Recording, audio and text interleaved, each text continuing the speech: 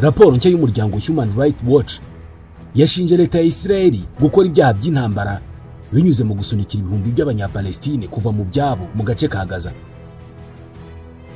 Amashusho menshi y'ibyogajuru yasesenguwe n'abakozi b'uyu muryango Human Rights Watch agaragaza abasirikare ba Israeli bashushubikanye abaturage benshi b'abanyapalestine ngo basohoke mu byabo bahunge. Izi ngabo za Israeli ngo zanakoze ku buryo gusubira mu byabo kuri aba baturage bibi ibintu bidashoboka.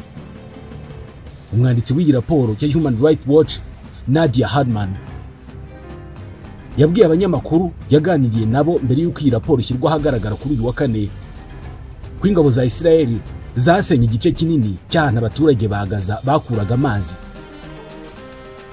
Izi ngabo kandi zasenye ibikorwa remezo by'isuku, iby'itumanaho, iby'ingufu n'ibindi bikorwa remezo nk'amashuri, ibitaro n'ibindi, kandi ibi byose ngo babikoze mu buryo bugambiriwe.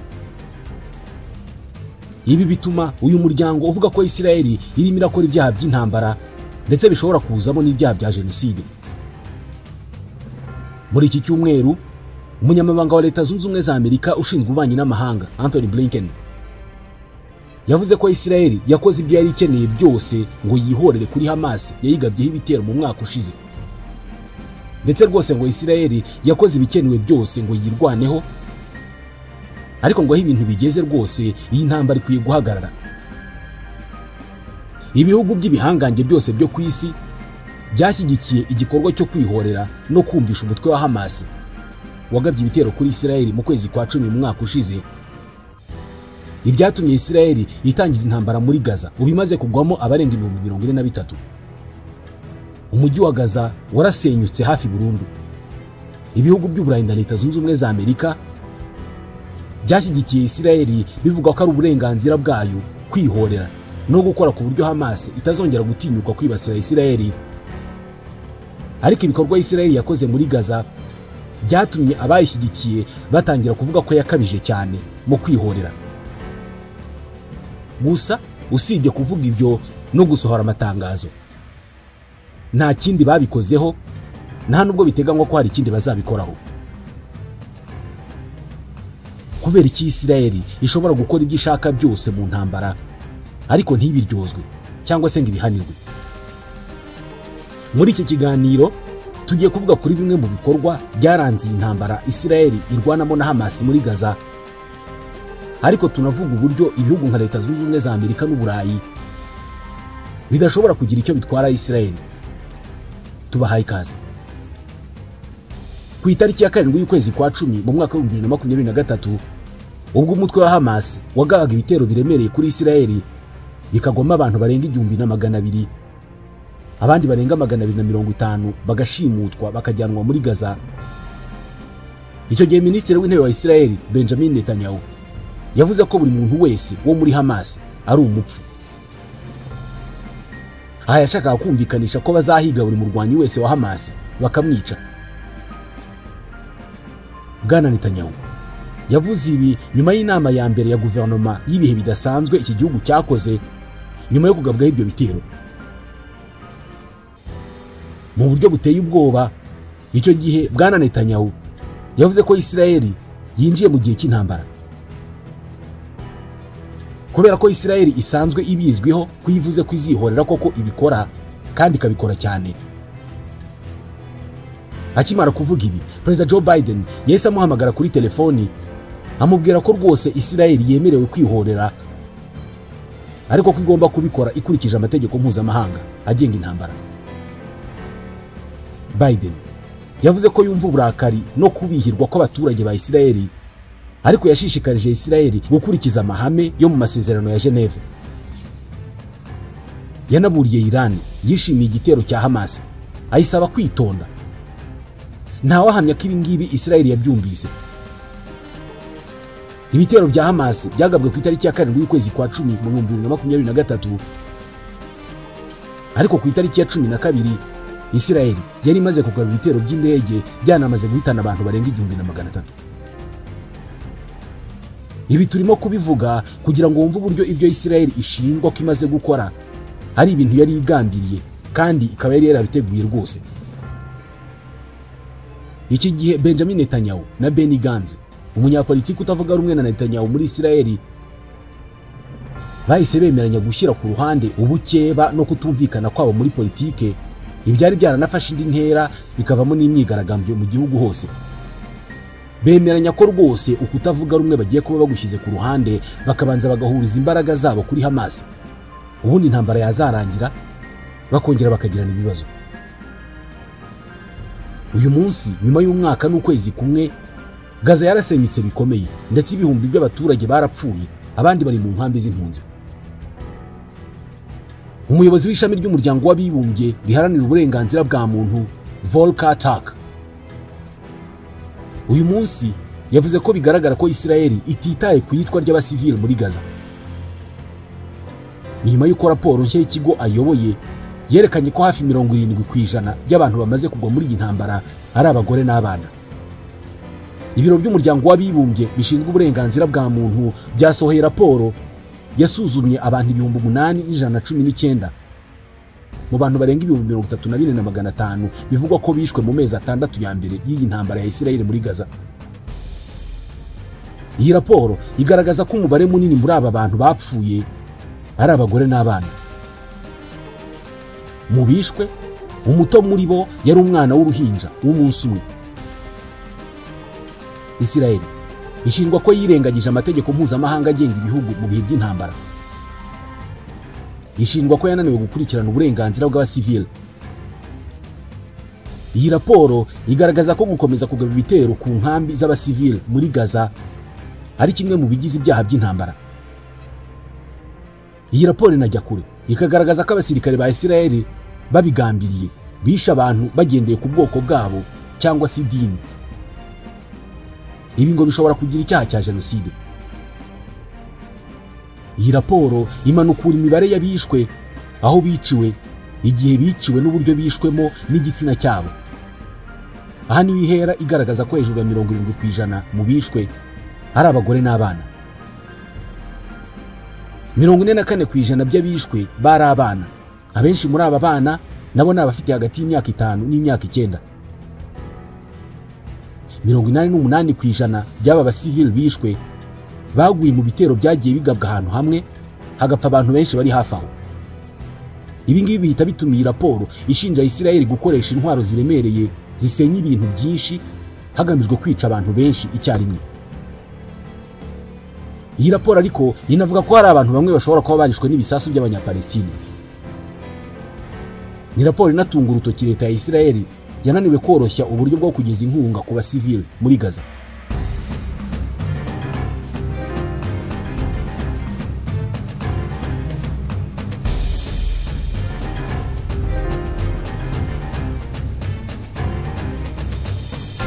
Iyi raporo ikimara gusohoka, umuyobozi w'ubutumwa bwa Isirayeli i Geneve yahise yamagana ibiyikubiyemo, avuga ko bishingiye ku mibare n'amakuru atari ukuri.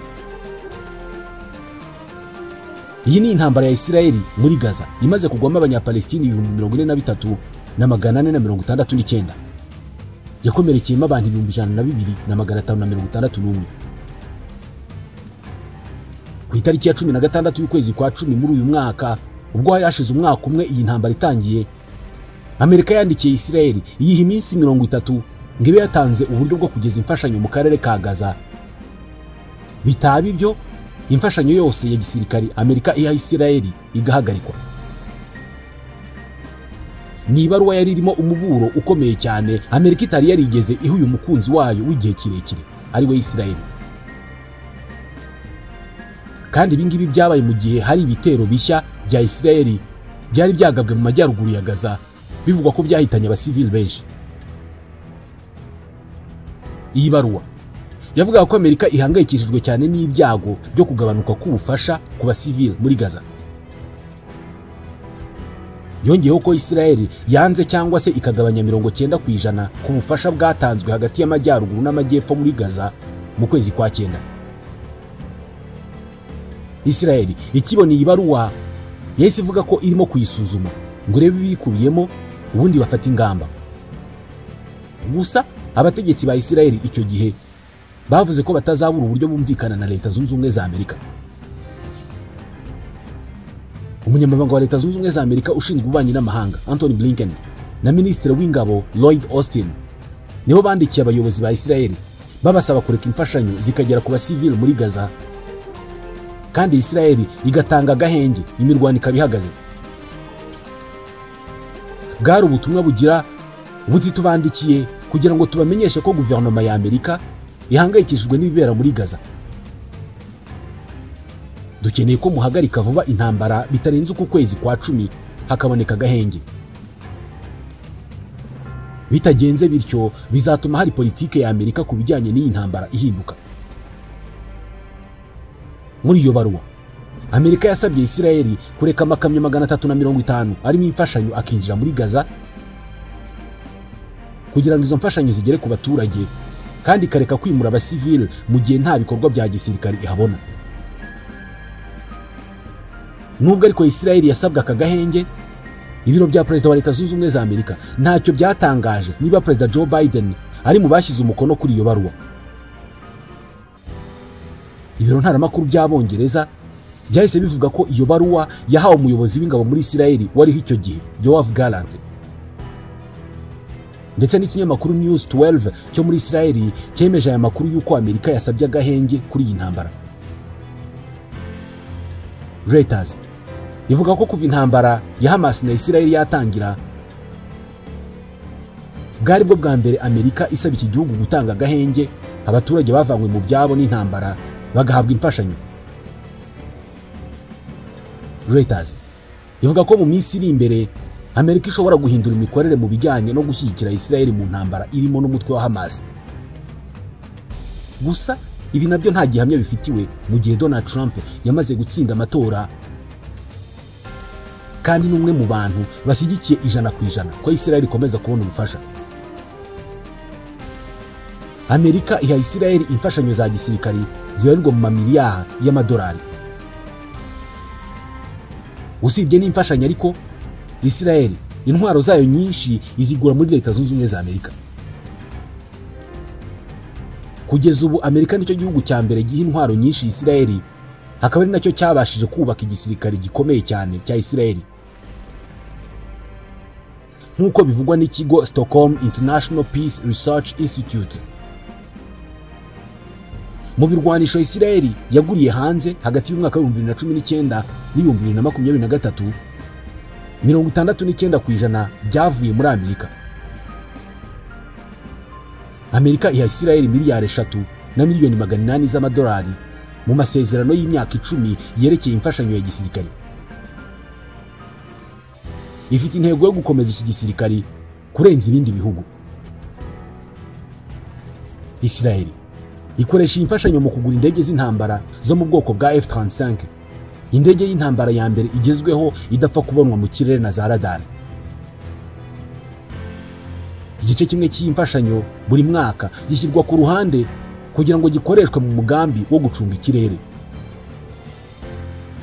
harimo no kugura no gukurikirana ibyuma bisama za bombe zitarisekura ku butaka. Ni ibyuma byitwa dôme de fer. Ibi ngibi nibyo byafashije Israel kuba igihagaze uyu munsi itarasenywa na Iran. Amerika kandi yaha Israel ibindi bisasu rutura bya misile bizwi nka Arrow na Fronde de David. Israel ikoresha cyane ubwoko bw'ibirwanisho mu kwivuna ku bitero bya misile na za drone igabwaho n'imitwe yitwaje intwaro y'Abanyapalestine muri Gaza, kimwe n'indi mitwe ifashwa na Iran ifite ibyicaro muri Liban, Iraq no muri Syria. Kuva intambara ya Israel na Hamas yatangira, Amerika imaze kugurisha ku mugaragaro intwaro muri Israel inshuro 2 zonyine. Ubwa mbere yohereje ibisasu 1014 bikoreshwa ku bimodoka by'intambara bitamenwa n'amasasu asanzwe bifite agaciro ka miliyoni 106 z'amadolari ya Amerika, hamwe n'ibisasu bya 155 mm bifite agaciro ka miliyoni 147 z'amadolari ya Amerika.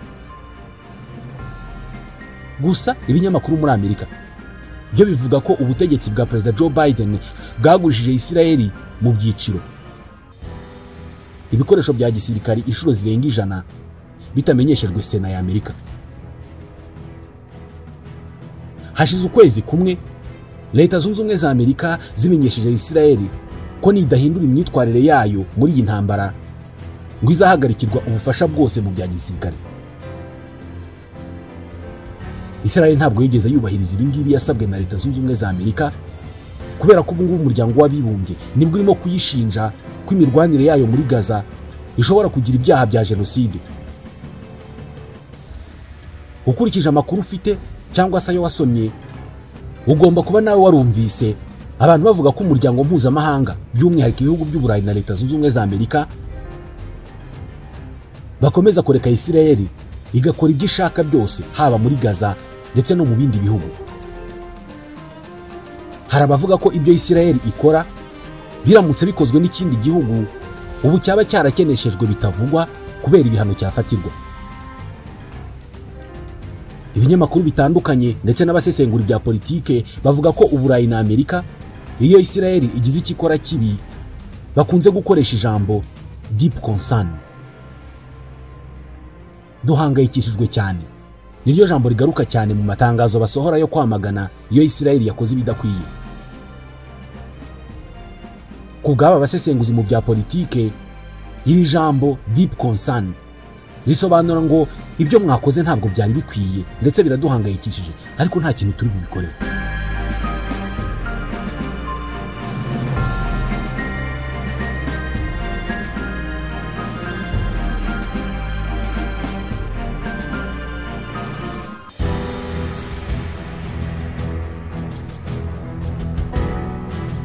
Ubwo havukaga ibibazo bikomeye by'abaturage babarirwa muri za miliyoni bakeneye ubutabazi mu majyepfo ya Gaza mu gace ka Rafah, kandi Isirayeli ntigire ikibikoraho ndetse ahubwo igakomeza gukora ibikorwa bikomeza gushyira abo baturage mu kaga, abatera Isirayeli inkunga yewe n'inshuti zayo zikomeye nka leta zunze ubumwe za Amerika babangamiwe cyane no gukomeza guhagarara kuri Isirayeli no kwijijisha cyangwa kureba ku ruhande igihe Isirayeli yakoze ibidakwiye. Ku basesenguzi bamwe mu bya politike, umuntu ufite ububasha n'amafaranga muri iyi si yemerewe gukora icyo ashaka cyose ntihagire n'umutungo urutoki. Bagaragaza ko udashobora kubara umubare w'ibihugu Amerika yateye ikabitangizamo intambara ndetse bimwe ikabisenya, ariko nta kintu na kimwe kigeze kibaho. Bagahuza ibingibi na Isirayeli ifite ububasha bwinshi ihabwa na leta zunze ubumwe za Amerika. Hari n'ababihuza n'ububasha bw'abayahudi bagenzura inzego nyinshi mu isi y'uyu munsi, inzego zirimo amabanki, ibigo bikomeye by'itangazamakuru, inzego z'ubutegetsi n'ibindi byinshi bituma abayahudi babona uburenganzira bwo gukora ibyo bashaka byose ku isi. Uyu munsi habarwa abayahudi 33 b'abadepite cyangwa se abasenateri mu nteko ishinga amategeko ya leta zunze ubumwe za Amerika. Iri ni ijambo rikomeye rya Isirayeli muri leta zunze ubumwe za Amerika. Nta ibyo bitari bihagije, mu butegetsi bwa Joe Biden harimo abayahudi 57 bose bari mu myanya yo hejuru. Ufite umwanya wo hejuru cyane ni umunyamabanga wa leta ushinzwe ububanyi n'amahanga Anthony Blinken. Undi muyahudi ukomeye muri guverinoma ya Amerika ni David Cohen. Uyu ni umuyobozi wungirije w'urwego rw'ubutasi rwa leta zunze ubumwe za Amerika CIA. Harimo kandi n'umuyobozi w'ubutasi bw'imbere mu gihugu Avril Haines. Hakabamo umwe mu bajyanama ba Perezida Biden, Edward Siskel. Abayahudi benshi mu butegetsi bwa Biden ni abambasaderi. Ni ambasaderi wa Amerika mu Buhindi, ambasaderi wa Amerika muri Hongria, ambasaderi wa Amerika mu Butaliyani, ambasaderi wa Amerika muri Canada, ambasaderi wa Amerika muri Singapore, ambasaderi wa Amerika muri Norvège, ambasaderi wa Amerika muri Paraguay, ambasaderi wa Amerika muri Argentine, ambasaderi wa Amerika mu muryango w'ubumwe bw'Uburayi, ambasaderi wa Amerika mu Bubiligi n'ahandi henshi. Hari abavuga ko ibingibi bihesha Isirayeli ijambo rikomeye, ibituma ikora ibyo ishaka byose ntawe ushobora kugira irindi jambo ayivugaho. Nk'ubu ibintu bishobora guhurirana rwose, ibintu bikaba byabera igihe kimwe ariko nta kintu bipfana. Ariko uyu munsi urukiko mpuzamahanga mpanabyaha ICC rugiye gutangiza iperereza ku byaha by'ihohotera rishingiye ku gitsina bikekwa ku mushinjacyaha mukuru warwo Karim Khan. Uyu mushinjacyaha mukuru aherutse gushinja minisitiri w'intebe wa Israel Benjamin Netanyahu na perezida w'Uburusiya Vladimir Putin ibyaha by'intambara.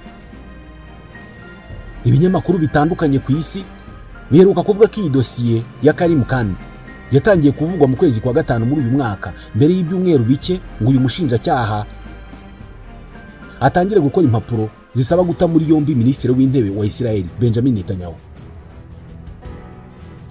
Abakozi babiri b'uru rukiko bavuga ko uyu mugore ushinja Karim Khan kumuhohotera ngo yabibibwiriye. Bahishuye ko Bwana Khan yamukoreye ihohotera rishingiye ku gitsina. Ibyo binyamakuru kandi byanditse ko uyu mugore yanamaze kubazwa n'abashinzwe kugenzura imikorere y'urwo rwego imbere mu kigo, ariko yanze gutanga ikirego ngo kubera ko atari yizeye urukiko. Bivuga ko ibi birego byamaze kugezwa ku rwego rushinzwe kugenzura imikorere y'urwo rwego. Ni urwego rwitwa ASP. Umushinjacyaha Khan yahakanye ibyo kugira igikorwa kibi yaba yarakoze, asaba ko habaho iperereza. Amakuru agaragaza ko mu cyumweru gishize hatanzwe inyandiko igaragaza ko Bwana Karim Khan yakuwe mu nshingano by'igihe gito mu gihe gikorwa iperereza. Bivuga ko uru rwego rutatangaje niba Khan nawe yaramaze kubisabwa mu buryo bwemewe n'amategeko. Nyuma yo kwasohoza inyandiko igaragaza ko Israel irimo gukora ibyaha by'intambara muri Gaza, minisitiri w'intebe wa Israel Benjamin Netanyahu yamenye ko umushinjacyaha Karim Khan ashobora kuba arimo gushaka uburyo bwo gusohora impapuro zo kumuta muri yombi, atangira kumucungira hafi. Inzego z'ubutasi za Israel bivuga ko zafashe amakuru agaragaza ko uyu mushinjacyaha Karim Khan na Fatou Bensouda yasimbuye kuri uyu mwanya ngo bagiye gutangiza iperereza ku bibera muri Palestine. Mu 2023 nibwo uyu mushinjacyaha Karim Khan yashyizeho impapuro zo guta muri yombi Perezida Vladimir Putin na komiseri ushinzwe uburenganzira bw'abana Lvova Belova. Abangaba bashinzwe kujyana abana bo muri Ukraine mu Burusiya mu buryo bunyuranyije n'amategeko babambuye imiryango yabo. Uburusiya bwagaragaje ko aba bana bakuwe muri icyo gihugu kubera impamvu z'umutekano. Gusa igishishikaje benshi uyu munsi ntabwo ari impapuro zo guta muri yombi Vladimir Putin, ahubwo ni ukugerageza gusohora impapuro zo guta muri yombi Benjamin Netanyahu. Ako kanya ugitangira kubigerageza ugahita utangira gukurikiranwaho ibyaha.